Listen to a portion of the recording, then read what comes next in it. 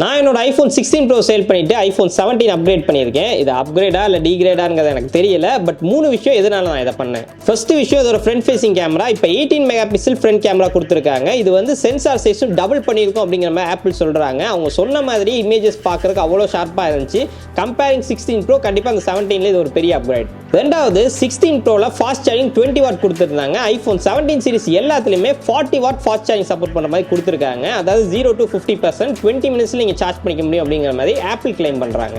And மூணாவதா இந்த iPhone 17 சீரிஸில் உங்களுக்கு 16 ப்ரோவில் இருக்கக்கூடிய சேம் டிஸ்பிளே யூஸ் பண்ணியிருந்தாலும் இதில் இருக்கக்கூடிய செராமிக் ஷீல்டு அதை விட அட்வான்ஸ் ஆனது. அது இல்லாமல் இதில் ஸ்கிராட்ச் ரெசிஸ்டன்ட் மாதிரியான விஷயங்களும் கொடுத்துருக்காங்க. மெயினாக ஆன்டி ரிஃப்ளெக்டிவ் கோட்டிங் கொடுத்துருக்காங்க. அது யூஸ் பண்ணும்போது நல்லாவே தெரியுது. ஸோ அதனால் டிஸ்பிளேல பெரிய அப்கிரேட் இல்லைனாலும் இது ரொம்ப டியூரபிளான டிஸ்பிளே இருக்கும். சோ இது ஒரு 3 ரீசன் இருந்தாலும் இது வந்து ஆக்சுவலா ஒரு டிகிரேட் தாங்க.